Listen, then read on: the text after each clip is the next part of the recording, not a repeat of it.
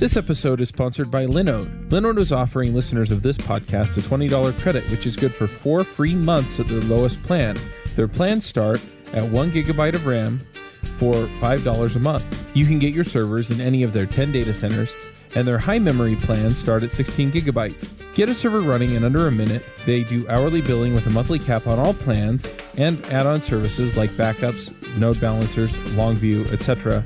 VMs for full control, running Docker containers, encrypted disks, VPNs, etc. You can run a private Git server. They provide native SSD storage, 200 gigabit network, and Intel E5 processors. They have 24/7 friendly support, even on holidays, and a 7-day money-back guarantee. So go check them out at linode.com/freelancer show. Hi, everyone, and welcome to the Freelancer Show. This week on our panel, we have Jonathan Stark. Hello. And I'm Reuven Lerner. And we are going to speak this week about optimizing for conversations. So, Jonathan, why don't you describe a bit what we're talking about here? Absolutely. So what we're talking about here is, where do we start? You could think of it as a way to get more leads. You could think of it as a way to raise your prices. You could think of it as a way to deliver more value. There's a lot of ways you can think about it. But the reason it is on my mind is because I was working with a student last night who does training stuff like you, but it's a little more on the recorded variety. And he was asking me a question about, how to sort of get things to the next level, how to sell a particular kind of membership to his site and those sorts of things. And what we did first was we went through an exercise where we figured out what the value proposition, what he thought his value proposition for his product was. And this would be true if you were, selling development services too. It's like, what's the value proposition of what you're doing? Who do you help with what? What's the expensive problem you solve? What's the opportunity you capture? Why would somebody give you money? And you come up with this sort of hypothesis of what your value proposition is. And then I said, okay, now we want to validate that. And he's like, well, how do I do that? And I'm like, talk to people. So, identify the people who are in his target market. He was able to do that. He knows who he's trying to reach. He knows who he wants to help.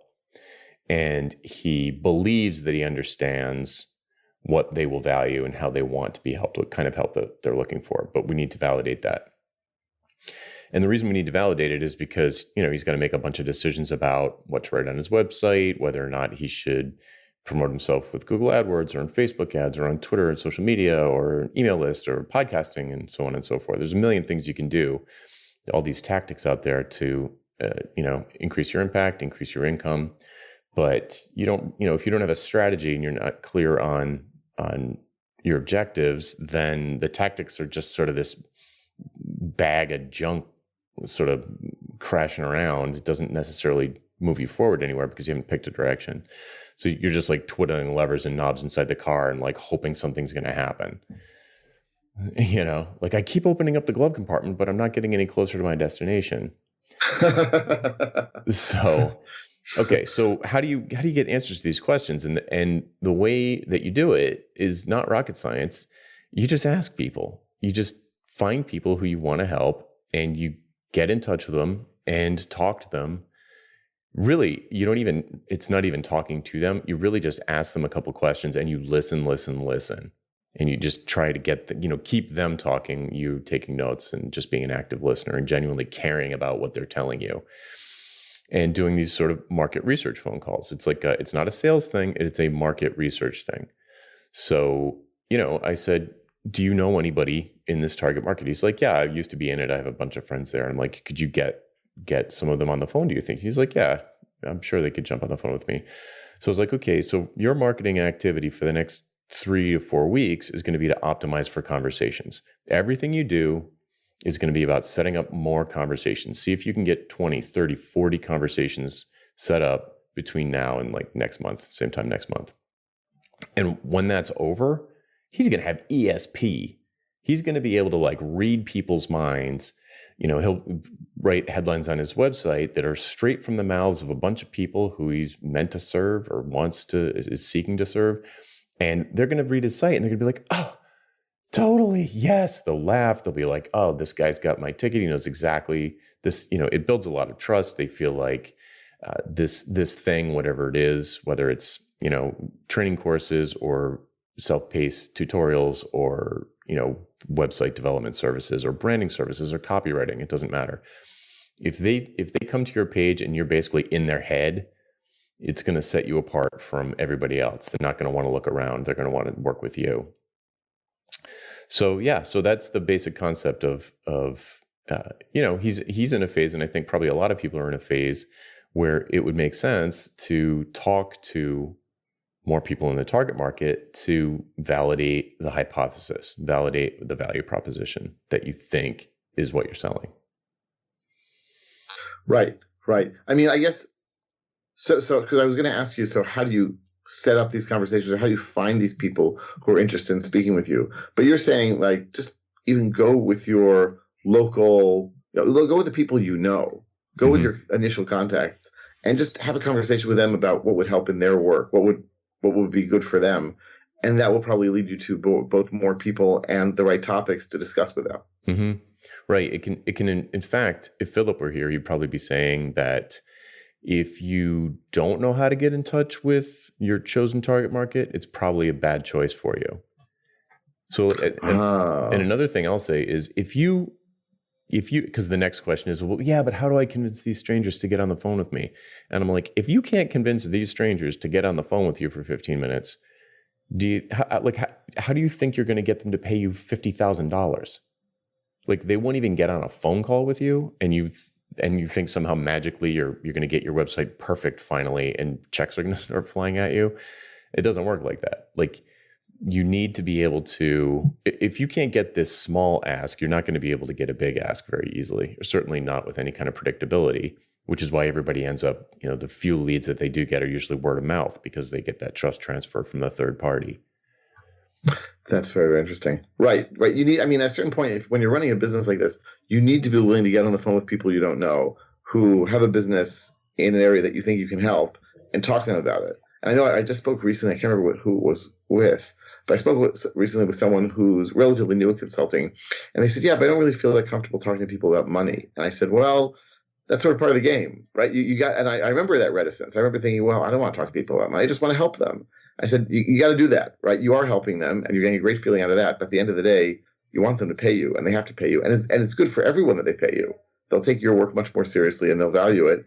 And they will ask you back. It's not like you're offending them by asking for money, or even by negotiating over the money. Mm-hmm. Right. And I guess in the same way, like, calling people up is just part of the game. You got to get used to it. Right. I mean, if you aren't comfortable talking to people, you really need to ask yourself if you should be your own boss. I suppose it depends on what you do. You could be some sort of cave dweller, behind the scenes genius that somehow just gets, receives email and doesn't have to ever talk to people, just sends back massively valuable information somehow. I don't know, but it's just like all of the things that you hear and all the tips that you hear, including this show. If you have no objective or strategy defined for your business, because that's, if you're a freelancer, you're running a business, hate to tell you, if you have no objectives and strategy clearly defined, and you're just picking up tactics, then it's highly likely they're not going to pull you in a particular direction. You're not going to make any forward motion. Like, the tactics all work. They're probably all good tactics for achieving some kind of objective in the context of a given strategy for a particular person. So if, Joe Blow does tweet storms, and he's just like, oh man, tweet storms are the best thing ever. Yeah, for him, in the context of his strategy and his business and his clients, it doesn't mean it's going to work for you, right? Because if you don't, if there's no cohesiveness to it, it's just not going to do anything. So the point is, I guess, that at some point you're going to have to talk to somebody, and if you can't do, let's just, for the sake of argument, say that people will do that, dear listener. You will do this if you knew how to do it in a way that didn't make you feel scummy, or like you're being sneaky or salesy or gross. Because presumably you talk to people all the time, and you don't feel gross about that. So what I'm suggesting is that this is no different. So you've got some area of expertise. You're good at a particular thing. Let's say it's, I don't know, Photoshop. You're good at Photoshop. You make social media banners for people. You're like really good at that. And you want to sell to just consultants, independent soloist consultants. You want to help them with their Twitter presence. So you could reach out to some people that you know that do that. And I mean, hopefully you've got a network of people around you that you can just sort of tap your network and say, hey, does anybody know soloist independent consultants? And reach out to them and say, like, hey, looking for help. I'm looking for help. Could we jump on a quick phone call? I'm thinking about putting together a new service, but I just want to make sure that there's an actual problem that I'm solving before I make any big assumptions. And I would hugely value your input if you could just, answer a couple of questions for me on the phone, and just send them a really polite, nice email. In fact, in the show notes, I'll link to a couple of examples that I think will make people feel a little bit more comfortable, even reaching out to total strangers who are in the market. But, like we said earlier, if you don't know anybody to reach out to that's in your target market, it might not be a great choice. Right. So Reuven, for you, we were talking a little bit before the call, and you're like, I don't really do that. I don't really reach out to my buyers. And my reaction was, you don't right now, because you've been doing it for so long that you've talked to them, and now now you have the ESP, right? Right. So I guess we can divide it into sort of two parts, which is, one is knowing how to conduct the conversation, right? And now the conversation that I get when I get a call from a company saying we're interested in doing a Python course, I know roughly what objections they're going to raise.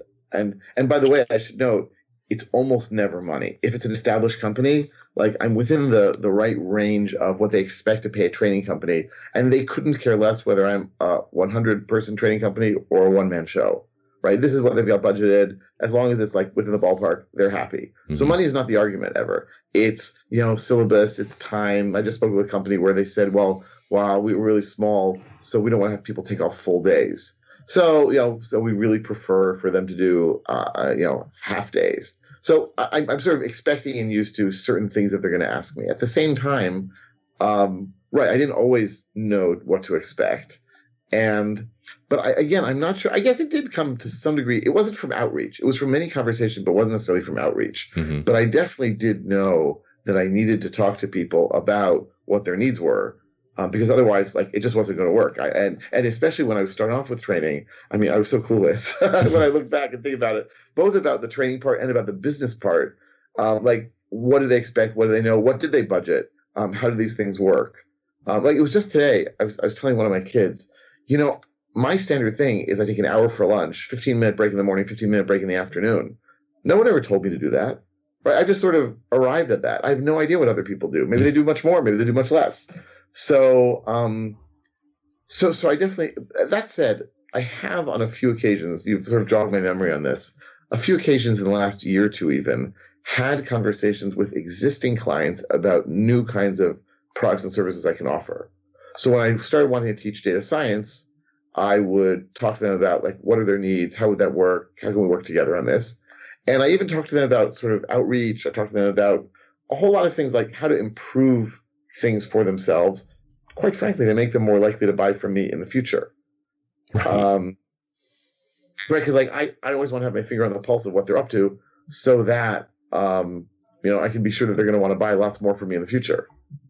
So I do have some of these conversations, just not cold calls, shall we say? Yeah. So that's a pretty important distinction. So let's separate those two things, because I know that the concept of outreach or outbound sales is terrifying to a lot of people.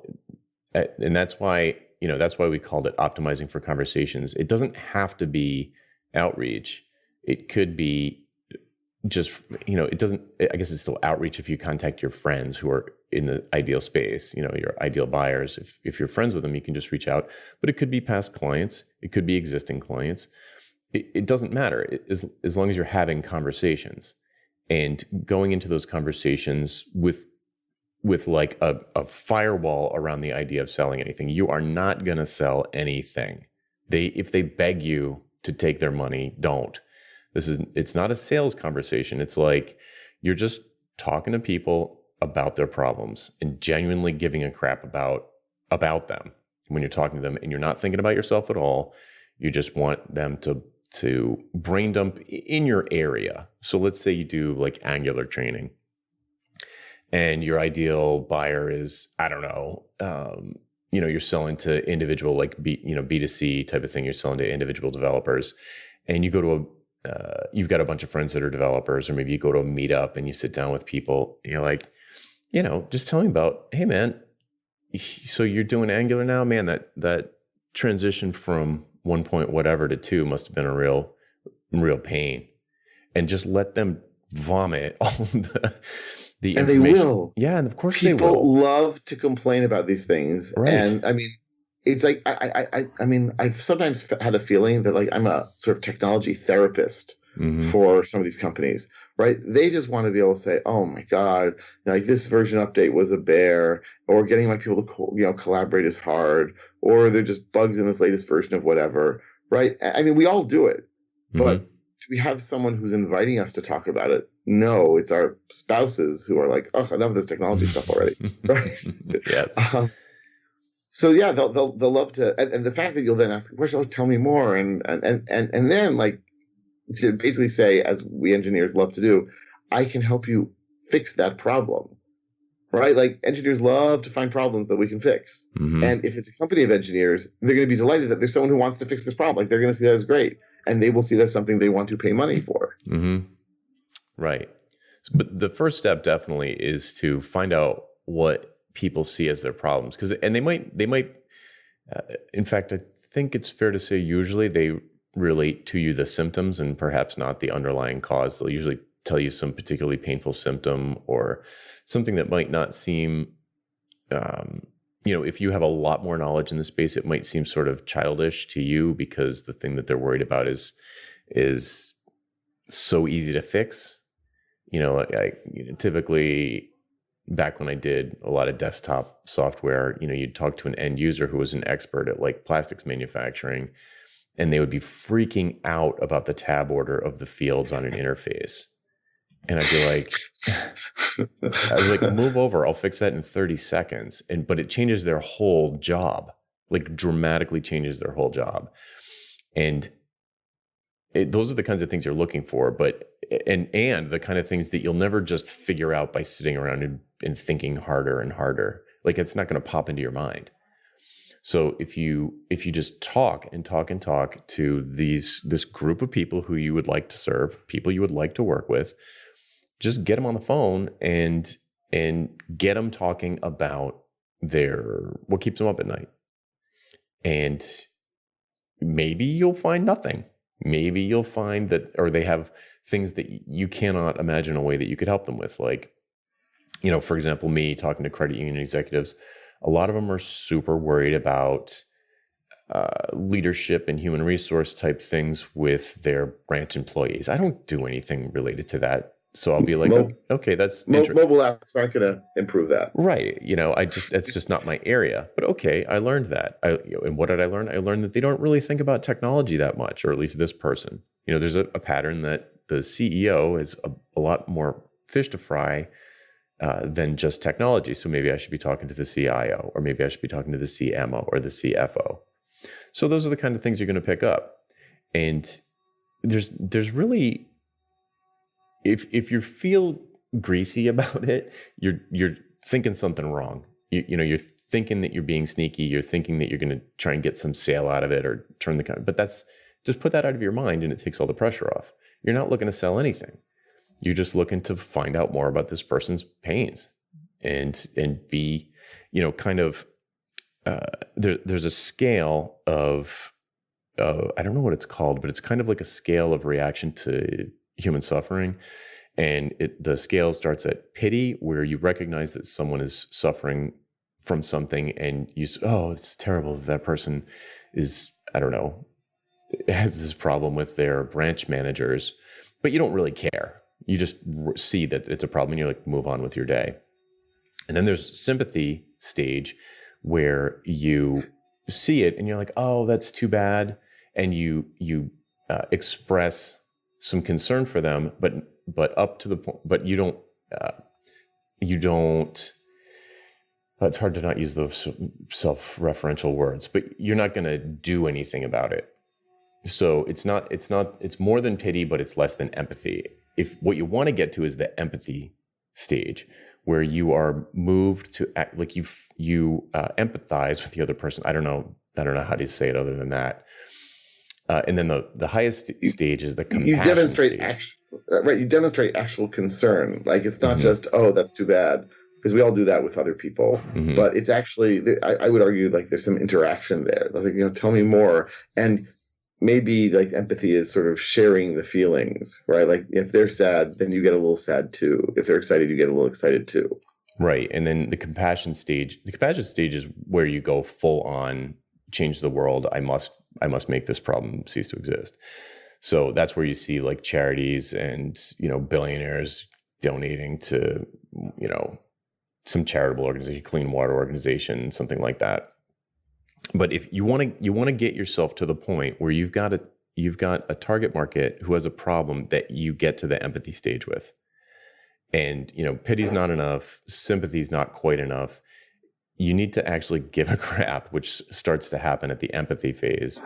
And if you can find that and just get at their pains and fingers crossed find one that you can actually assist with, then you're done. Like you found it. You can just write your marketing copy. You might not even need marketing copy, because if you really click with that person and you can do something to solve that problem, and you just encourage them to refer you to other people, that might be enough. But at the end of the day, freelancing is a service business. This is a service thing that we're in. So we are serving people. Whether you're a freelancer or a consultant, it's a service business. So thinking about it like I'm the expert and I'm going to sort of do unto you as you should be done unto, it doesn't work like that. Do you run your own freelance business? Or maybe you're thinking about picking up some business on the side?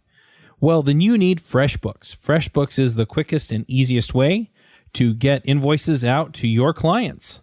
It's easy to use. It works anywhere, available from any device, on the desktop, iPhone, iPad, Android, and all of your data is backed up and secure. And it makes it really easy to get organized and get paid. You'll be tracking time, logging expenses, and invoicing your clients in no time. You can also save time billing, freeing up several days per month to focus on the work that you love, and you get paid faster. FreshBooks customers are paid on average 5 days faster because there's a link on the invoice that says pay me now. And it's a great way to grow your business. Plus, FreshBooks is offering a 30-day trial. That's right, 30-day trial if you try them out. So go to gofreshbooks.com/devchat and enter devchat in the How Did You Hear About Us section. Once again, for a 30-day trial, go to gofreshbooks.com/devchat and enter devchat in the How Did You Hear About Us section. Yeah, but like you definitely, as part of that service, you want to give people, warm feelings about working with you and like pleasant interactions. You can be the world's biggest technical genius, but if you show up and you're a jerk, or if you don't, even if you're not a jerk, like if you just don't demonstrate that warmth and compassion that you were just describing, they're not going to invite you back. I mean, and we've all had people like this. I mean, working in your house or just interactions, lawyers, doctors, whatever. Oh yeah, I guess doctors are often accused of this, right? Oh, they really knew their stuff, but their bedside manner was horrible. You want to be the person with the amazing bedside manner where they say, wow, I can't wait to have a problem so that I can invite them to help me. Right. That'd be pretty extreme for doctors, right? But yeah, it's totally true, because if you are, let's just call it jerky, then it's a trust killer, and none of this stuff works without trust. So there needs to be trust there. This is not something you can fake and have it be effective. A genuine empathy for your audience or your buyer or whoever it is going to be a huge trust builder. And it also increases the perceived value. It's just good all the way around. It leads to long-term relationships.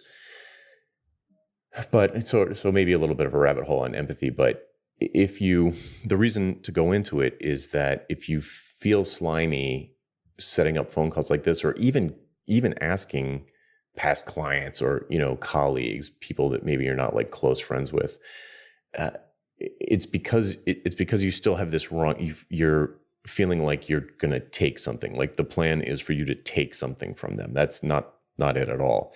You need to adopt this sort of stance of empathy, and like, I'm just going to go into this phone call just to if nothing else, let this person get a bunch of stuff off their chest, and maybe along the way I'll find a better way to help them. That people like this person, maybe not this particular person, but people like this need this kind of help. I can deliver that. And so what's cool is once you have that ESP, you can do all sorts of things with it. Yes, it can make your marketing better, of course. Your website, your headlines, your social media bios. You can make all of that stuff super, super laser focused. But it also will make your sales process easier. It'll be a lot easier to ask for the sale because people would be much more likely to be throwing money at you because you click with them. They click with you. They feel it. But it goes beyond sales even. It could go all the way into products and services that you offer. So you might find that there's a particular need that's just not met, or you're not meeting with your offerings. And so you construct a particular productized service or a particular, Reuven, for you, maybe it's a self-paced course, maybe it's just a workbook, but some particular thing that addresses this pain that they have. And you just let them know about it. Hey, thanks for that phone call last week. It was super helpful. I took your advice. I put together this workbook. I think it's really good, but it's still a draft. I don't know if you have time, but I'd love to give you a free copy of it if you want it. If you could give me some feedback, it would be amazing. If there's anything wrong with it, tell me if you love it. And get them kind of invested in the process. And just by virtue of the fact that you took someone's advice, that they feel like they helped you, they're probably going to want to help you back. You get this reciprocity thing going, and before you know it, you're kind of like friends, even if you didn't know them in the first place. So this has happened to me over and over again with the credit union stuff, where I've started to connect with the like minds out there. We all feel like we're kind of voices in the wilderness, trying to get credit unions to pull their heads out of the sand and do something about technology in a way that is going to be relevant to the next generation. And we are all kind of on the same side. Like we sort of team up like we're these underdogs or something. And you pretty quickly connect with people that are like-minded. The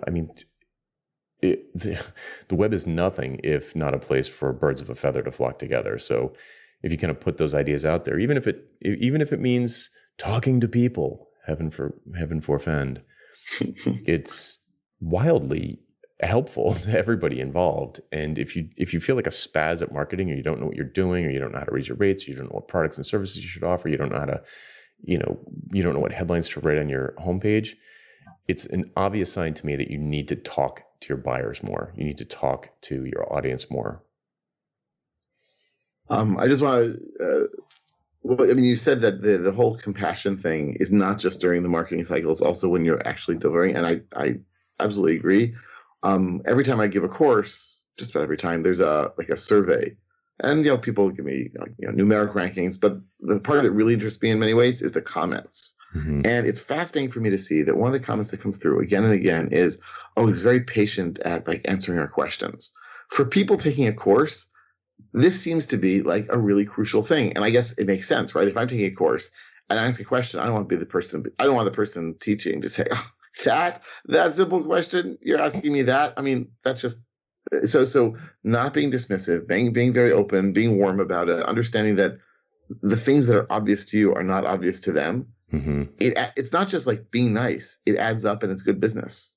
And figuring out a way to sort of not get impatient. And my family laughs at the notion that I'm a very patient person. Or if people ask the same thing, I smile and I answer it gently and calmly multiple times, because these are not behaviors they are used to seeing me exhibit at home.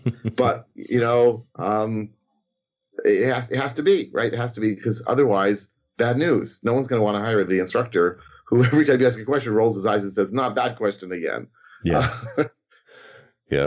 Oh, I guess there are such things as dumb questions.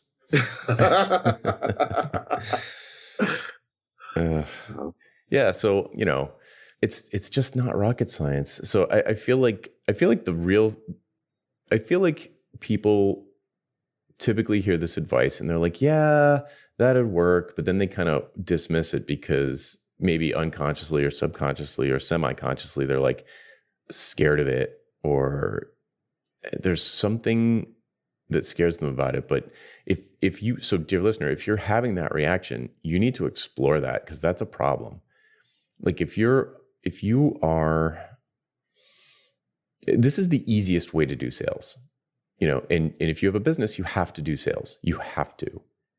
So if you don't have enough leads, if you feel like, you're scraping money together to pay your bills, if you have super extreme feast famine cycles, if the only leads you ever get are random word of mouth leads and the type of people you help are all over the map, this is the problem. It's because you're not taking sales and marketing seriously, and you have to. And this is the easiest way. Have conversations with people who you want to help. That's it. That's the secret to success right there. I found some definitions I wrote down earlier. I was talking about pity, sympathy, empathy, and compassion. So just to loop back to that quickly, pity, the definition here is pity is little more than a conscious acknowledgement of the plight of others. And then sympathy is care and concern and a wish to see him better off, a wish. That's sympathy. Empathy is recognizing and sharing the emotions of the plighted individual. That's the stage that I want everyone to get to with their buyers, whether they're customers or clients or members or whatever. And then compassion, the highest level, is an active desire to alleviate the suffering of the plighted. I love that, the plighted.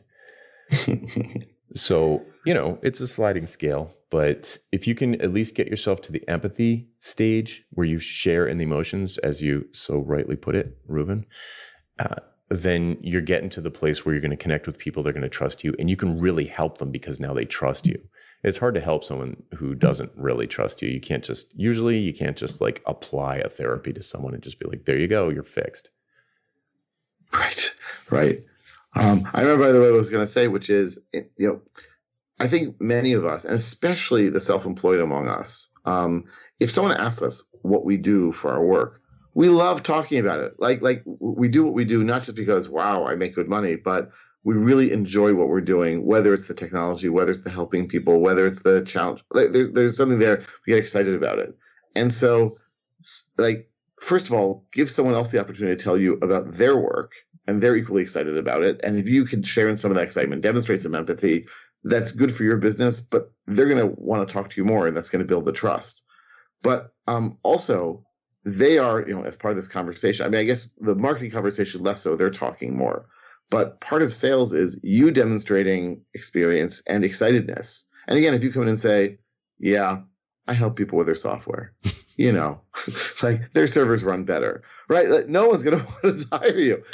But if you come and you say, I got this company running great, better, and they were making more money, and they had fewer, they were able to hire fewer people and more efficient. Like they want to get the sense that you really, saying that you have to be passionate to be successful is perhaps overstating it. But you have to be willing to talk about it. And if you're willing to talk about what the benefits are of working with you, and if you enjoy what you do, that's way easier because you're pretty convinced of it yourself. Yeah, you have to care. Like if you don't care, just go get a job. Right. There are plenty of those. Right.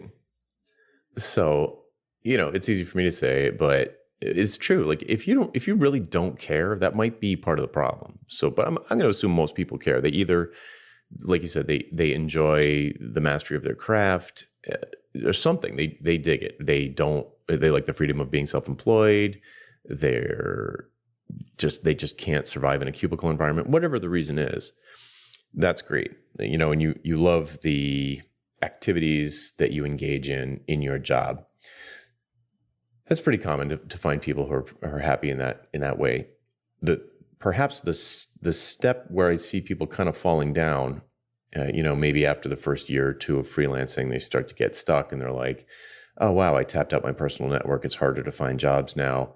The next phase of the maturation process is to start to build up that empathy with your clients. So it's like, yeah, I love building Angular apps or something like that. I just love learning Angular and so on and so forth. So you get really great at Angular. Eventually, I hope for you to get to the point where you get even more excited about how Angular can help a particular slice of of the population. So you pick a particular slice of the population that you care about for some reason. You either like them or they're in a situation that you feel is wrong and you want to help them, whatever the reason is.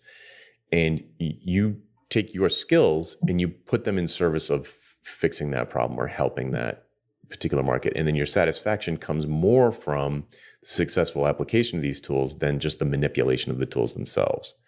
So it's a process that you go through. But if you've been in business for like a year or two and you're feeling that sort of stuckness, and maybe you feel like you're not learning that much new about the platform you're working on, you kind of know it inside out at this point, you're not really learning that much more, then I would suggest to you that the next phase, the next level of satisfaction will come from applying those tools to someone else's problem and deriving your satisfaction from their improved condition, and a little bit less of like the physical nature of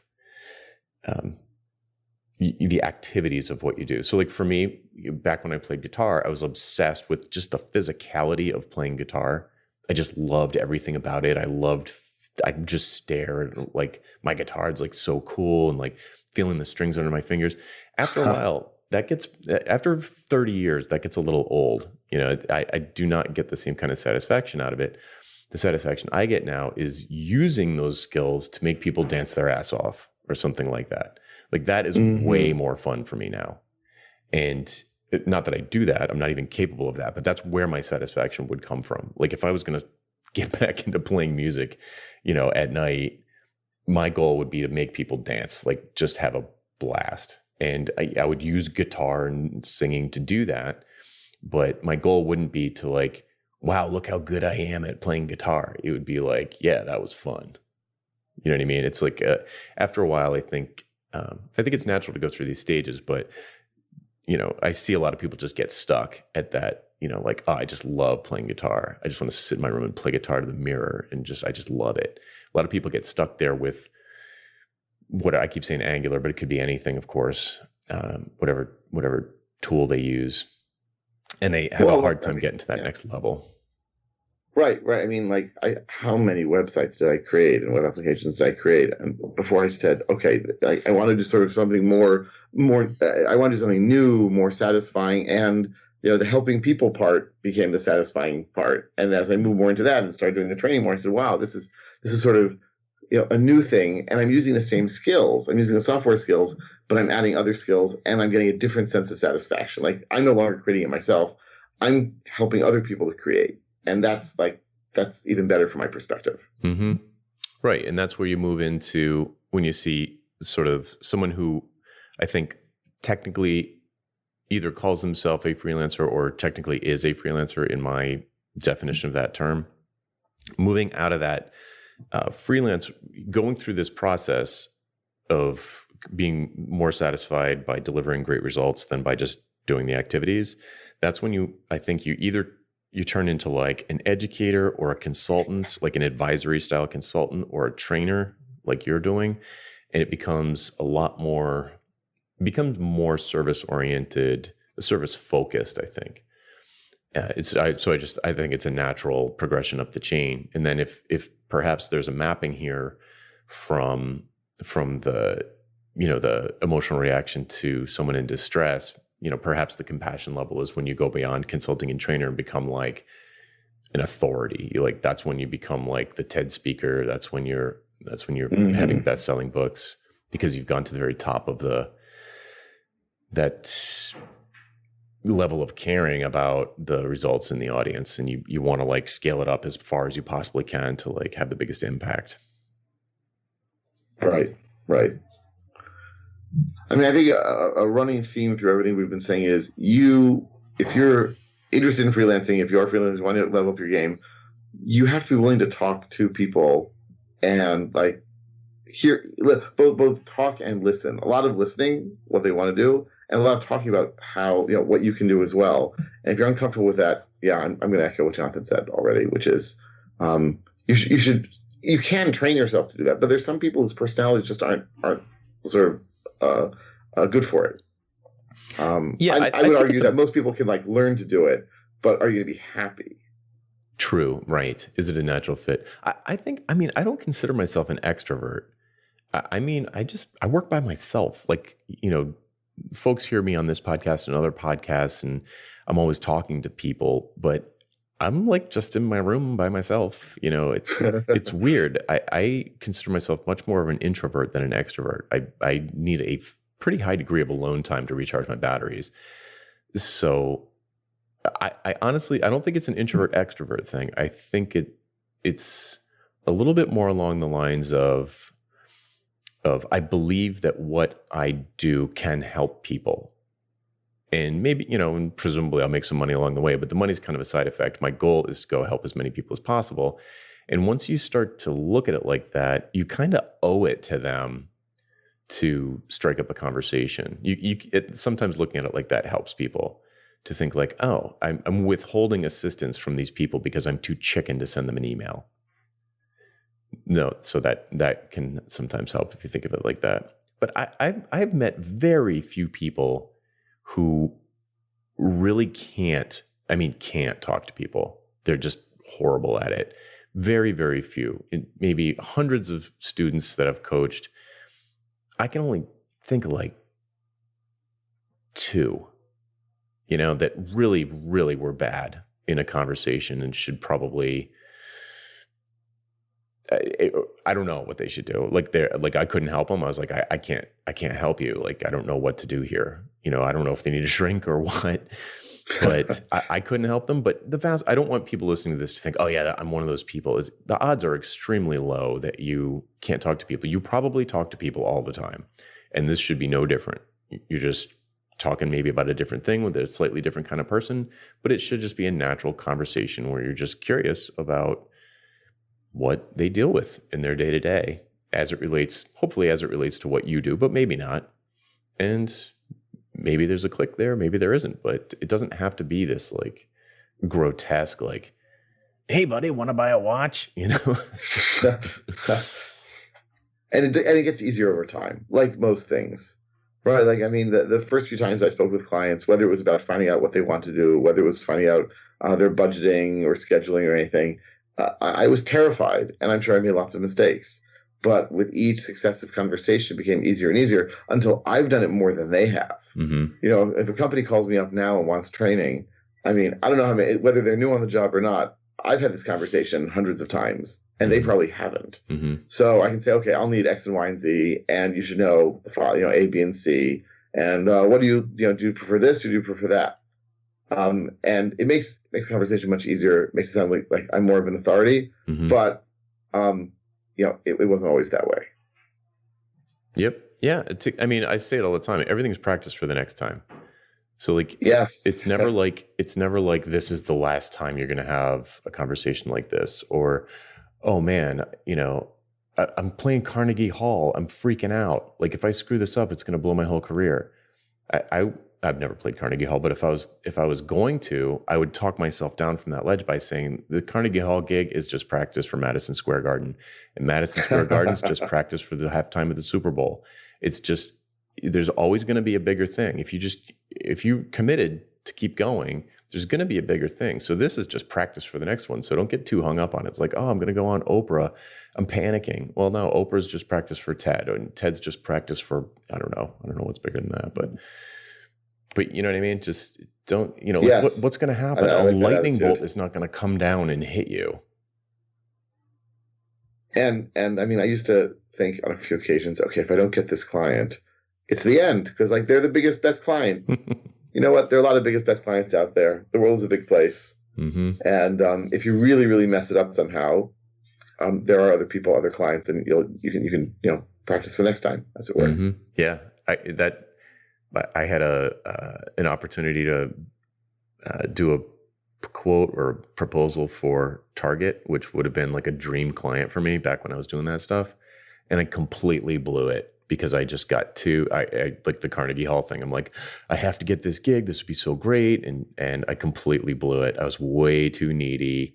And they were like confused. They were like, what the, and I talked myself out of that job. It was a good experience. And looking back on it, there was no big deal. Like, who cares? I don't care.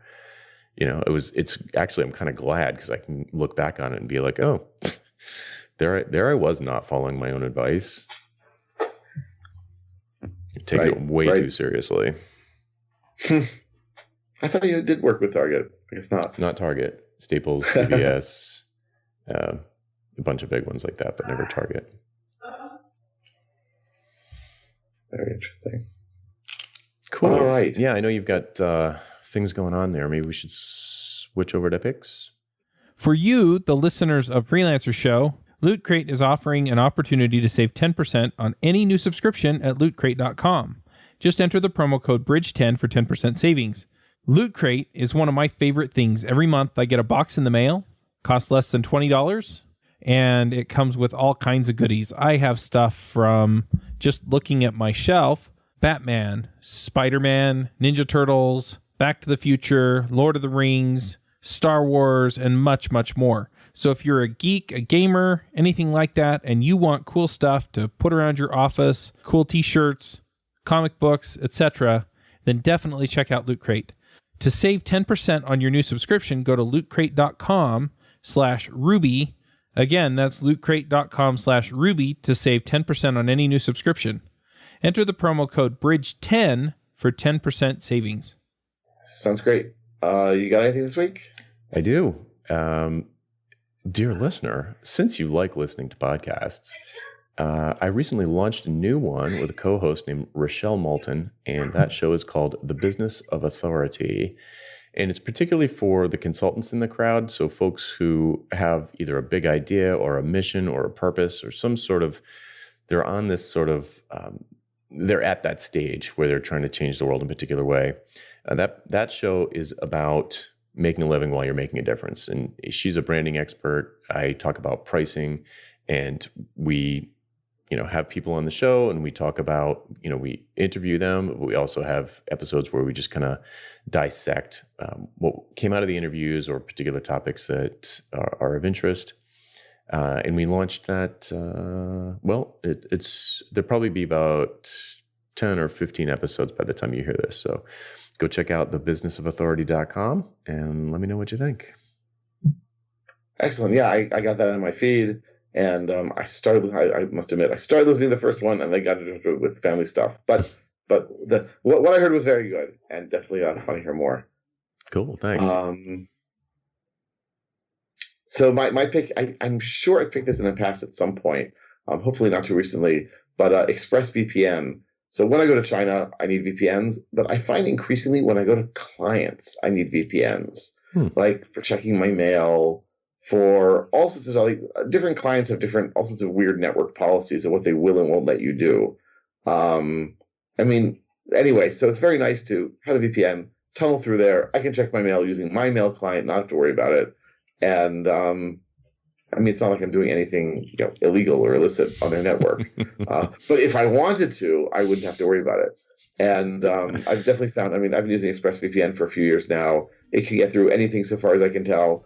And it works in China, which is a nice bonus for those of us who visit there as well. So if you need such services, I definitely recommend taking a look. And I guess that brings us to the end of this episode. Jonathan, thanks for amazing conversation as usual. Great talking. Thank you all of you out there in podcast land for listening, and we will be back next week on The Freelancer Show. Bandwidth for this segment is provided by CacheFly, the world's fastest CDN. Deliver your content fast with CacheFly. Visit CacheFly.com to learn more.